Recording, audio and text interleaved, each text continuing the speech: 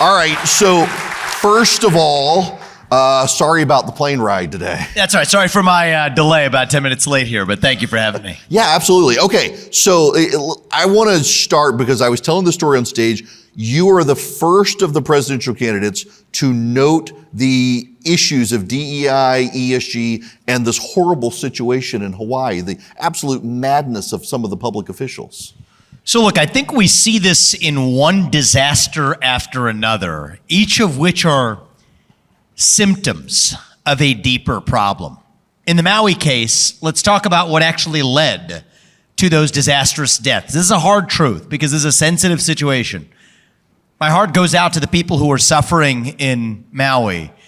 Helping them, I think, is one of our most important objectives. I think it's frankly shameful that we have a U.S. president that has not physically been present there, let alone providing the level of aid that I think is required to help residents there, which is now the most important issue. But if we don't learn from our mistakes, we're destined to make them again. There was an Obama appointee, climate change activist, who also believes, as part of this broader Gaia-centric worldview of the earth, that water rights need to be protected, which led to a 5 to 6 hour delay in the critical window of getting waters to put out those fires. And we will never know, although certain signs point to the fact that we very well could have avoided those catastrophic deaths, many of them, if water had made it to the site of the fires on time. And I bring this up because we are destined to repeat our mistakes again unless we learn from the ones we have already made. Take the disaster in public education. Now we have black kids who don't score as well as white kids or Asian kids in school. And we're coming up with the truism that math is racist. When in fact, what really might have been inequitable, racist, pick your favorite word, is the fact that in the midst of the COVID pandemic, not fires this time, but a different catastrophe, we again made disastrous decisions to systematically close public schools, especially in poor regions, while private schools and others were able to remain open. And so I think what we often see is the rise of wokeness, whether it is in our public schools, whether it's in the military, whether it's in foreign aid, whether it's in domestic aid. It really is a deflection. It's kind of what I call a woke smoke, to deflect accountability for actual underlying failures in those institutions. And I think that we as conservatives, and I'm not criticizing anybody else here but myself, to be honest with you, I have written books. I wrote Woke Inc. back when most people in our movement had never heard that word. I think there was a time and place for focusing on the problem, but I think it's also important right now, though, that we don't get too fixated on any one of the poisons, wokeness or anything else. We've done that. For a long time, we have been running from something. I think, though, now is actually our moment as conservatives to start running to something, to our vision of what it actually means to be an American. That's how we're actually going to win. Not even taking this one official and hammering him into the ground and blaming him and holding him out at the stake. He's just a symptom of a deeper void of purpose and meaning in our country. And when you don't have real faith or real patriotism or real family or real hard work, you're going to resort to climate activism and water rights instead. And I think the work that we have to do, it's why I'm in this race, frankly, Eric, is I think that we have to fill that vacuum with our vision of what it means to be a citizen of this nation, do it without apology. And that is how we will dilute these woke agendas to irrelevance. And this is our moment to look ourselves in the mirror and ask ourselves, do we have it in us to go beyond just criticizing those endless hypocrisies on the other side, as I and others have done, and now level up and say that we're actually offering an affirmative vision of our own. And I think that's our task in the next year and a half. This is the perfect setup for the question I've asked everybody who's come. You've got a former president, a former vice president, sitting governors and senators and others. Why should people vote for you for president of the United States? So look, I think the first thing I will say to preface that question with is, it is my job in this race to tell everybody who I am and what I stand for. And if everybody in this country knows that by the end of this race and they decide to go with somebody else, I am very much at peace with that decision. That is the system working as it should. I'm skeptical that's how our system works. We have a lot of influences that create layers of distortion, but it is my job to make sure that I've done my best to make sure everybody knows. Now, in that spirit, I'll tell you who I am and what I stand for. My parents came to this country with no money 40 years ago. I've gone on to found multi-billion-dollar companies. I did it while marrying my wife, Apurva, raising our 2 sons, following our faith in God. That's the American dream. And I am genuinely worried that that American dream will not exist for my 2 sons and their generation unless we, not just me, all of us, step up to actually do something about it. I think that we have an interesting debate in the GOP right now, and I think it's a good debate. There are other fellow patriots who will be on that debate stage. I'm not taking swings at them. I will defend myself if necessary, but I'm not in this race to view them as my competitors. I view them as my colleagues. I view you all as my colleagues in this national revival. But I do think we face a choice, to address your question. I think the choice we actually face in this primary is, do you want incremental reform? If that's what you want, you'd be better served going with somebody else who came from within the system. Do you want incremental reform? Or do you want revolution? I stand on the side of the American Revolution. I stand on the side of reviving those 1776 ideals that set this nation into motion. And I deeply care about national unity, but there are 2 very different theories of national unity. One is that we show up in the middle. We reach compromise, hold hands with our friends on the other side, bridge over our differences by compromising, meet in the middle, sing Kumbaya and move on. I don't believe in that model of national unity.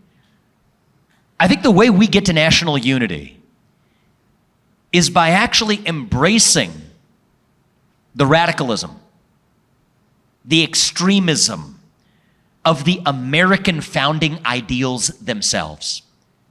Free speech, open debate, self-governance, the idea that we the people create a government that is accountable to us, not the other way around. Self-governance over aristocracy, the rule of law, the unbridled pursuit of excellence and meritocracy, that you get ahead in this country, not on the color of your skin, but on the content of your character and your contributions without anybody stopping you on the way. These are radical ideals. These are extreme ideals. For most of human history, it has been done the other way. And so, no, I don't think that moderation is our answer. I think embracing the radical ideals that unite us across Americans is actually the true answer. And I say this as a member of my generation. You're right, I have far less experience in government than any other candidate. Now, I've built multi-billion-dollar enterprises. I've hired and fired thousands of people. I am 38 years old. I think I'm best positioned to reach the next generation of young Americans, actually. For me, the start line is November 2024. That's not the destination. That's the start line. The finish line is January 2033. When I leave office, what do I want to tell you that I achieved? My older son, he won't even be in high school by then. I want to create a country for him that's not the same, that is greater than even the great country that we grew up in. And I don't believe in making false promises, but there's a few things I know I can get done as the next US president. When I'm leaving office in January 2033, I am confident that I will tell you that we once again in the United States of America have 3 branches of government, not 4. That we shut down the administrative state and the federal bureaucracy that sucks the lifeblood out of our constitutional republic. I'm confident I will tell you in January 2033 that we are no longer dependent on our adversary, Communist China, for our modern way of life. I believe that is achievable. It is not as difficult as we make it out to be. I believe I will tell you that our economy is once again growing at the fastest rate in the developed world because we embrace capitalism again rather than apologizing for it. That is who we are. And because we'll all be making more money then, I think that will make it easier for me to tell you that my two sons and their generation, that they are once again proud to be citizens of this nation. I believe that is possible. I believe we don't have to be a nation in decline. I think we just might yet be in our ascent. I hope in the early stages of our ascent, actually. And it just might take a person who, I don't know what tomorrow holds, I can't know for sure, but I hope and pray that my best days are still yet ahead of me, that there's still a long journey still yet ahead for me in my life. And if that's true, it just might take somebody who's in that position, whose best days may still yet be ahead, to see a nation whose best days are still yet ahead of itself. And I believe it deep in my bones that is true. I believe that I will be able to convince young Americans of the same thing. I believe it is my duty to pass on that dream to the next generation, to make concepts like faith and family and patriotism and hard work cool again, actually, for young Americans. These aren't antiquated values. This is the stuff of progress. And if that makes us progressives in our own sense towards that vision, then so be it. And I just think it might take somebody, I think it probably will take somebody coming in from the outside, coming in from truly a new generation, to deliver that actual vision. When the left is feeding young kids race, gender, sexuality, and climate, we can't just complain about that vision. We have to offer our own, grounded in the individual, the family, the nation, God. Individual, family, nation, God. That beats race, gender, sexuality, and climate if we have the courage and the spine to actually stand up for these values. And win or lose, that's what I'm doing in this race.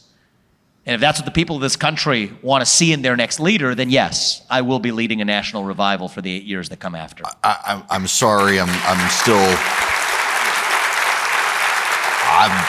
like, gosh, he's not just younger than me, he's like a decade younger than me. This is, oh. But, okay, so in that regard, I mean, it does open you up from the opposite side of Joe Biden as ancient of days. That how are you going to respond to people who say, well, you might just be too young to run for president? I accept that question. I think it's a legitimate, we're talking about a very serious question here. This is a job interview of 7, 8 good people, whatever it'll be, starting next week. And, I think that there are legitimate questions to ask of who is somebody too old to be president. I actually think not. I think there are plenty of older people who are sharper than many people my age and may still yet have their best days ahead of them. And so, just to be clear, that's not the president. That's not Joe Biden. But the deeper problem with Joe Biden is he's not really even the person running the country. Mm-hmm. I truly believe that. It is the managerial class wielding him as a puppet, right? And so I think that's the deeper reason. You don't hear me talking that much about Joe Biden. I don't believe I will be running against Joe Biden in the general election. I'll be running against somebody else. And so I think it's a form of a feigned retreat to sort of lead us to criticize one man for his age or his failures when the deeper problem is the cancer that sits underneath him, that we have to open our eyes and actually see that truth in order to get to the other side of it. But back to your question about, am I too young? I don't think so. If I did, I wouldn't be in this race. But I'll remind you that I'm in this race to revive those 1776 ideals of this country. Well, who wrote those 1776 ideals on a page? Thomas Jefferson. When he signed that Declaration of Independence, he was 5 years younger than me right now. He was 33 years old. By the way, funny thing about Thomas Jefferson is, while he's writing the Declaration of Independence, the guy feels like he needs a swivel chair to rotate in. So he says, I'm going to invent the swivel chair too. The swivel chair that we sit on today was literally invented by Thomas Jefferson while he was writing the Declaration of Independence. Alexander Hamilton, 9 years younger than him. Benjamin Franklin, co-signer of that document, invented the Franklin stove, the bifocal spectacles, invented actually one of the first remedies for the common cold. These guys were born in an era where there's something else different in the water. They didn't say you had to be an expert. You weren't trained as a swivel chair inventor, and so you can't do that. You're not an expert in that. He said, no, I'm going to do what I need to do because I'm an American. I'm an explorer. We are the pioneers. We are the explorers, the people who will say nothing's going to stop me from achieving my maximal God-given potential. In fact, I have a duty to use my God-given potential to make the greatest possible contribution I can right now, because life is short. Our time on this earth is brief. There is more to life than the aimless passage of time, and so we have a purpose. God put us here for a purpose, to realize our maximal greatest contribution in the short time we are given. And so no, I don't believe that it's my job to just wait my turn in some bureaucracy. Even my wife and I, we reflected on this. Say, should we wait 20 years when our sons are out of the house, when we might have some more experience? The truth is, I don't think we have 20 years left as a country if we just passively stand by and watch. And I think the truth is, 20 years from now, I don't think I'm going to be as effective in reaching a Gen Z where only 16% of them say they're proud to be American, where 60% of them say they would sooner give up their right to vote than to give up their access to TikTok. I'm not making that up. Those are hard statistics today. And so no, I don't think at the age of 60 or 70, I'm going to be able to fix that problem nearly as effectively as I am as a member of my generation. And you know what? If Thomas Jefferson could do it at the age of 33, and we're taking our inspiration from our forefathers to revive those ideals that we've forgotten, then it might just take somebody else who was a contemporary in age to be able to do the same thing at this moment for our nation to take it forward. That's what I believe, and that is your choice, not mine.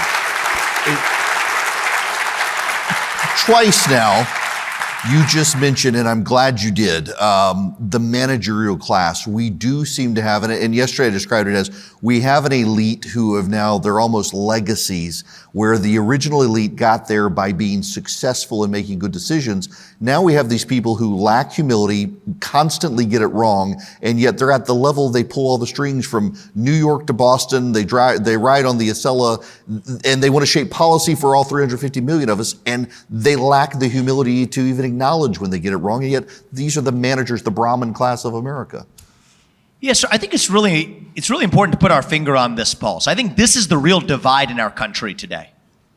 It is not between black and white. It is not even really between Democrat and Republican. It is between the managerial class and the citizen, between the Great Reset and what I call the Great Uprising. What's really going on in the country is that it's a horizontal managerial class. The same people who are the undersecretary of God knows what working in the back office of a 3-letter government agency in Washington, D.C. are functionally similar to the associate dean of God knows what at some second-rate university. Some person who's actually sitting professionally on 4 boards of directors to collect paychecks for sitting, of the passive tense of that word, sitting in a board meeting. You're going to think about the same person who gets a department to be the diplomat or ambassador of whatever to an Eastern European nation. It is that horizontal managerial class that is fundamentally distrustful of the citizenry of a country. And this is actually what the American Revolution was about. The American Revolution was about the idea that, for better or worse, we the people settle our differences, what would they say today, on climate change or racial injustice, through free speech and open debate in the public square, where every citizen's voice and vote counts equally. And old world Europe, they were skeptical of that vision. They said, no. The people can't be trusted. How could they? They'd get it wrong. We, the elites, have to make that decision in the back of palace halls in old world England. Church leaders, labor leaders, business leaders, deciding what's right as the enlightened. for the rest of society at large. And we fought a revolution to reject that vision, that say, no, no, no, on this side of the Atlantic, on this side of 1776, we don't do it that way. Well, that old world monster rears its ugly head ever so often, as it does today, to once again say that, no, no, no, we the people can't be trusted, that it has to be settled in the back of palace halls, be that a 3-letter government bureaucratic office in Washington, D.C., or be that a palace hall in the corner office of BlackRock's building on Park Avenue in Manhattan. That's what the ESG movement's really about. And I think that's why we live in a 1776 moment today. Like Thomas Jefferson or John Jay, it's a special time to be alive, actually.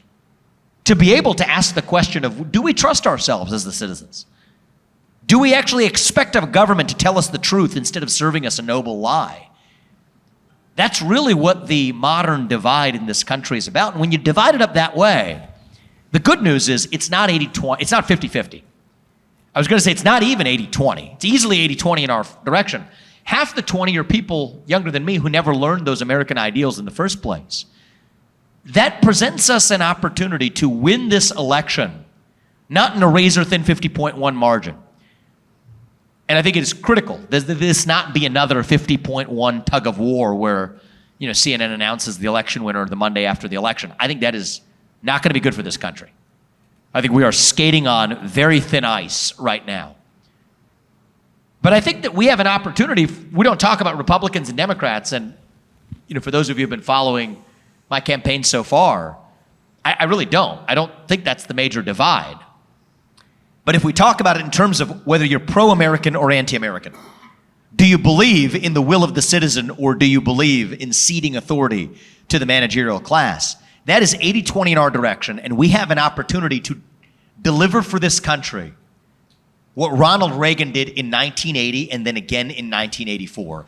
I think it will take a landslide moral mandate to not only reunite this country, but to reignite the values that set this country into motion. I think that opportunity is hiding in plain sight. The difference between a 50.1 election and a landslide, by the way, is young people. I never had a political donor in my life, never run for office, but we've got 70, 80,000 some odd donors right now. 40,000 was the threshold for the debate stage. 40% of them are first time ever donors to the GOP in any form. That's 2% for a normal Republican. This is good. This is an opportunity. Most of them are young, actually. To say with authority, to call the bluff on partisan division, which I do think that if you watch it on TV or get it on social media, it seems stark. If you show up to a bunch of farmers in Northwest Iowa or go 50-mile radius of where I live in Central Ohio, or for that matter, where we are right now, and talk to the human beings who populate the place. Even go to the south side of Chicago or Kensington in the middle of Philadelphia, where I've been, where even, forget Republican politicians, Democratic politicians won't even go. What you find is that I've never been in a room that was more vehemently in favor of my proposal to militarize the southern border than that 99% all black, supposedly Democrat room on the south side of Chicago. Because they're turning South Shore High School into an encampment for migrants. $7,000 per month per migrant, where people in that community rightly ask, what about me?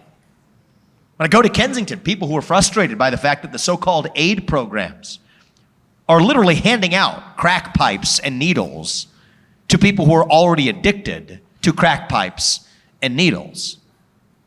And so, no, I don't think we live in a moment where Republicans and Democrats are really the ones fighting it out in the streets of America. I think much of that division is manufactured by a managerial elite that, yes, would rather blow that woke smoke to cover accountability for their own failures to help the very people they profess to help. Call it out that way. I think we win this election in a landslide. That is what I expect to deliver. Some of the broader issues out there now, I've tried to ask this question to all the candidates. I didn't get to it with Christie, who answered it himself. But given your business background, I'm actually curious your answer here. As you know, there are things, whether it's in business, foreign policy, domestic policy, that you don't even know you don't know. where do you, either from business or you're president of the United States, how do you begin exploring the world and turning over the rocks to figure out the knowledge we need to acquire to even understand situations we don't know about yet? So, I mean, there's the tactics, of course, but I think it starts with humility. And where do I get my humility? My humility comes from faith. If you believe in God, the one thing you know is that I am not God. Okay, and there's only one all-knowing power, that's God, and that's not me. It's my wife. Well, I got to give her credit. She, maybe a little more than you, I would say, if you're wise. But she's taught you something if you're wise enough to know that. Yes. And you know what? In all truth, it starts with God, and then it starts with family, actually. Joking aside, I think I do derive a lot of the humility from my wife, who is a leader in her own way, in her own unique world. After I traveled for 3 days on the campaign trail, we got home at about 10:30 p.m. last night, then headed out this morning to be here today, but we had a few short hours last night and this morning together. And I heard about her struggle and accomplishment of this week, which related to the 12 cases that she did as a throat surgeon at Ohio State, while being a mother, taking care of our 2 sons, while I'm on the campaign trail trying to do my part for reviving this nation. And so, even when I go home, do I look at her and say that, hey, what I'm doing is more important for our entire family? Far from it. Each of us has a contribution to make in our own way. Could I be possibly making the contribution that she's making every day? No, I cannot. And in some ways, that's the way I look at the presidency. We can fall into the trap of believing that that's the most important role, and it's going to be an audition to who's going to be the Messiah, coming from on high from the White House on down to save the country. I don't believe it works that way. I think each of us has a role to play. The truth is, I'm not letting you all off the hook that easily either. Right? I'm still going to depend on you as you will depend on me to each play our role in our national revival. So when it comes to the presidency, what's the president do? The president runs the executive branch of the government. I do believe that I have a deeper understanding of how to actually shut down the administrative state and the parts of it that should not exist. Probably the best understanding that anybody's brought to that office in the last 30 years of anyone who's run, because it takes a combination of, yes, being an outsider who's been a CEO, who knows that if somebody works for you and you can't fire them, that means they don't work for you. It means you work for them and you're responsible for what they do. I've fired underperformers in the private sector. I'm going to do it for probably 75% of the people who work as federal bureaucrats in the government in Washington, D.C. But it takes an outsider to do it, also an outsider who knows something about the laws and constitution of the country. That's also very important. They told Trump you couldn't do it because of the civil service protections. Well, read the law. The civil service protections apply to individual firings. They do not apply to mass layoffs. And mass layoffs are absolutely what I'm bringing to the D.C. bureaucracy. So that's my job, right?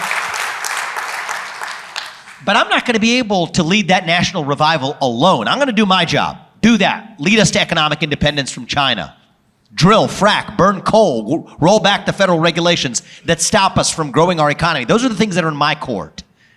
If you all put me in that job, that's my job to do. But what's the job of people across this country to do as parents? You know what? To give your kids the ultimate privilege that I had in this country. We bandy that word around a lot. Privilege. I didn't grow up in money, but I did grow up with the ultimate privilege. 2 parents in the house with a focus on education and instilling in us a faith in God. That is the privilege that Apurva and I try to give our 2 sons. As president, I would love to give that privilege to every kid in this country. I could do my part to shut down the Department of Education and get them out of the way. But I'm not going to be able to do that without other patriots as parents stepping up to do their part in the country as well. And so back to your question, it's not that even, there are certain things I don't know how to do that, yes, we will have to have the humility to hire other good people to do. But part of it's the humility of knowing that there are things the U.S. president by definition cannot do. In fact, we should not even want the president taking principal responsibility for. I'm a 10th Amendment absolutist. That which is not reserved to the federal government belongs to the states and respectively to the people. And so I think that humility is actually what's going to be required for our national revival. And I think that that's something I'm grateful to my wife, to my family, to my parents for instilling in me. And I think that that will be an important gift for the people around me who as I assume the presidency, if I'm successfully elected, to make sure that I don't fall into the trap that many presidents may be tempted to fall into in believing in a certain hubris that I think will lead me to be less successful. So let me ask you, you mentioned China, and we should spend a few minutes here on foreign policy. I know because pretty much every one of your opponents made sure everyone in America wanted to see last week, somewhat taken out of context, your remarks on China and Taiwan. But I do want to ask you about that in the larger issue there of China and this sense among our managerial class, it seems, that they're about to be dominant. We might as well let them. There doesn't seem to be any sort of real, inertia moving in Washington to deal with the issue. And if you would please, if you want to talk about the remarks about China and Taiwan and how you see that situation. Sure. This is something I've been writing about for years over the course of the 3 books I've written, and I think this is certainly the most important foreign policy objective for the next U.S. president: to declare economic independence from China, to deter China from going after Taiwan for so long as we rely on Taiwan for our semiconductors while avoiding war in the process. That'll be a major accomplishment of the next U.S. president, and it will not be simple. Now, the context actually matters. Let's go back to the 1990s. They sometimes say the worst ideas in Washington are bipartisan. I think sometimes that's true. We had a bipartisan consensus dating back to the 1990s that we were somehow going to export Big Macs and Happy Meals, and that was going to spread democracy to places like China. That we thought we could use our money, our investment, to get them to be more like us. What they realized is that they could use their money, access to their market, to actually get us to be more like them. It's actually one step better than that for them. They used our money to get us to be more like them. And that's really what happened. It turned capitalism, in air quotes, it's not really capitalism, it's mercantilism, into a Trojan horse to undermine the United States from within, telling BlackRock or Nike or JP Morgan, hey, you have to come into the Chinese market if you praise the CCP and do our geopolitical bidding around the world.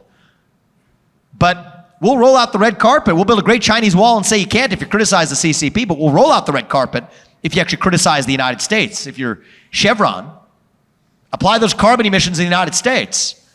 But if you're BlackRock and you're voting for those same carbon emissions at PetroChina, show yourself the door. So that's the game that's been played for 30 years, and we are where we are. Now, the fact is, among other things, we're dependent on a tiny island nation off the southeast coast of China for our modern way of life, semiconductors. And the hard truth, now speak some hard truths, that's what this campaign's about, speaking the truth.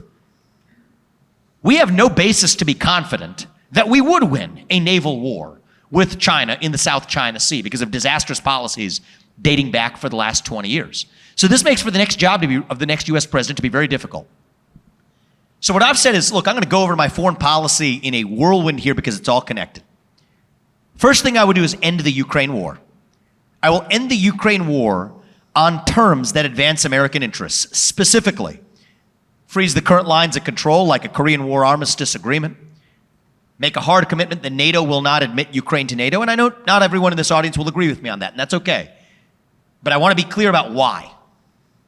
This will require, as a condition for that deal, Vladimir Putin to exit his military alliance with China. And the Russia-China military alliance is the top threat that we face today. Hypersonic missile capabilities, nuclear capabilities in Russia's hands ahead of the US, combined with China's naval capacity ahead of the US, and an economy that we depend on for our modern way of life. That alliance is a problem.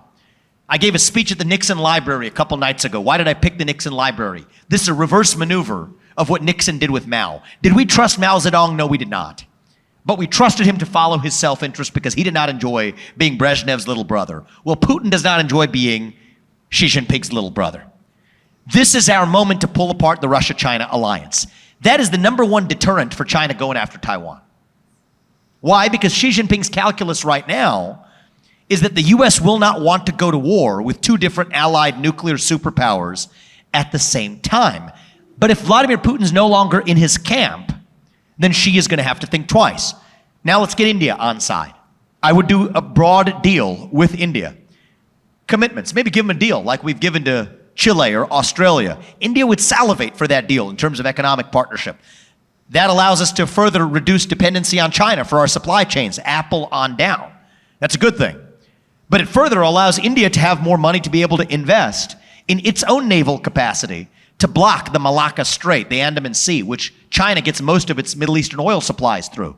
If China knows India would block the Andaman Sea in the context of a conflict, Xi Jinping will have to think twice before going after Taiwan. I'm a big fan of ideological exports of the United States. People laugh at this one. I don't mean this as a joke. Turning Taiwan into part of what military strategists call the porcupine strategy. Part of that is make the Second Amendment an export to Taiwan.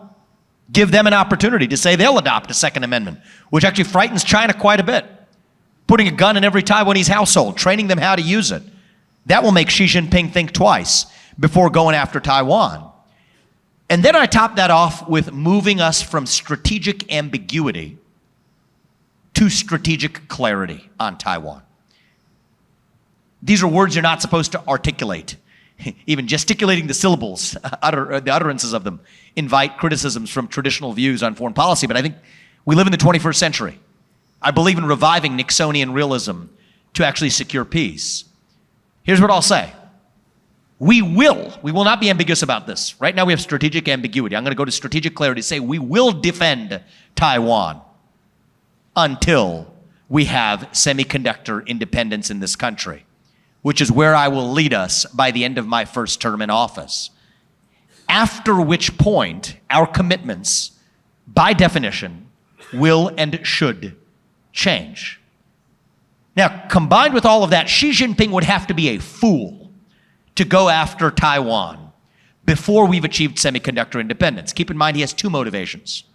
One is he wants to squat on the semiconductor supply chain to hold an economic gun to our head, and I am not okay with that. Just as I am not okay with the Chinese spy balloon flying over half our land. Just as I'm not okay with the Chinese spy base sitting off the coast of Cuba. Just as I'm not okay with Chinese-made fentanyl coming through the hands of Mexican drug cartels through our southern border, killing 50 times the number of people who died on 9/11 due to die this year of Chinese-made fentanyl crossing our southern border. It's a modern Monroe Doctrine. You don't mess with us on our own soil, and you do not hold an economic gun to our head. So no, we will stand up with a spine with strategic clarity, not ambiguity. And I think that is credible. That makes sense. But the tougher part of that, but I believe we have to say this out loud to get our objectives really in securing peace and advancing our interests, is that our commitments may change after we've achieved semiconductor independence, which puts Taiwan on notice that it has to spend not 1-point-something% of its GDP on defense. That's a joke. For Taiwan to be spending that little, they need to be at 4 or 5% of GDP. This puts them on notice to get their act together in order. Maybe even notice ahead of their 2024 election over there. Whether it's the KMT or somebody else that wins in Taiwan, let them have the debate about what their GDP spending needs to be. And I think that this is the way that we're going to find our path forward in the 21st century to being, yes, the leading nation on earth economically and otherwise, by moving from the model of fake liberal hegemony to a model of actual realism, a model of actual nationalism grounded in a modern Monroe Doctrine that says we're going to actually defend the homeland and our interests of the homeland. That's what the next phase and next chapter of American foreign policy ought to look like. And I'm frankly shocked that I am the only person in either political party right now, actually, that has embraced that vision. I think George Bush famously said it in a debate about 20 years ago. What did he say? I will listen to my generals, when asked about some question he didn't know the answer to. My view is, coming in as an outsider, I will not just listen to my generals. I think it is the job of the commander-in-chief to bring an independent vision that restores true purpose to our military. And to me, the top purpose of the U.S. military ought to be to protect and defend the homeland, to advance American interests, to deter wars, and when necessary, to win wars. That is how we advance our interests in this country.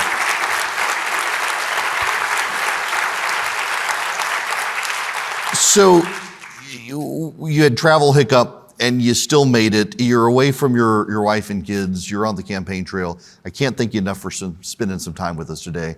As I said, and I mean it, I sent you the note on Twitter last night, the number of people who have come up to me who were stunned and excited that you were going to be here. You have certainly caught some lightning in a bottle on the campaign trail. So best of luck to you and thank you for coming. Can I say one thing in closing? Please. Yeah. I just want to say one thing in closing to you guys is that I want to thank you for what he just said. It takes a lot to see a new guy who you hadn't heard of 6 months ago and to have an open mind and to take seriously enough the responsibility of choosing our next leader of our country. And just what I wanted to say in closing to you is to speak to you for a minute as a member of my generation. I'm seeing an audience of every generation in the audience, and that's good. I want to speak to you as a member of mine.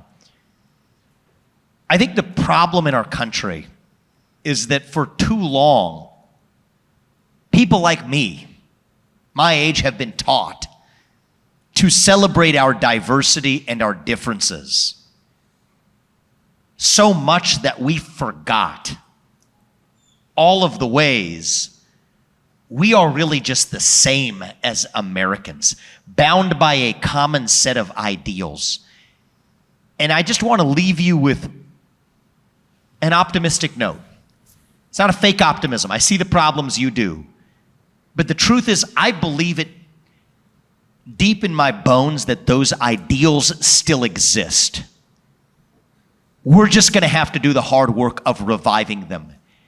E pluribus unum means from many, one. That won us the American Revolution. And I think that is what is going to win us the revolution of 2024. Thank you guys for welcoming me. I appreciate you. Thank you. Thank you, man. Really appreciate it. Travel safe. Thank you for having me. Absolutely. Sorry for the delay. No, this is okay.